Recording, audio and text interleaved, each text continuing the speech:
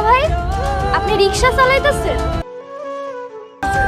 আমাদের সমস্ত জিনিসপত্র রেখে আজকে আমার বাড়ি থেকে বিদায় হবে।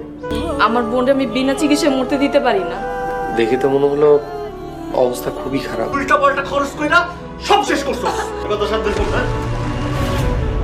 হ্যালো বন্ধুরা, যারা গরিবের বউ পঞ্চম পর্বটি দেখার অপেক্ষা করতেছিলেন তাদের জন্য এই ভিডিওটি। বন্ধুরা, আজকে গরিবের বউ পঞ্চম পর্বটির একটি ট্রেলার আপলোড করা হয়েছে ঈগল প্রিমিয়ার স্টেশন ইউটিউব চ্যানেলের মধ্যে।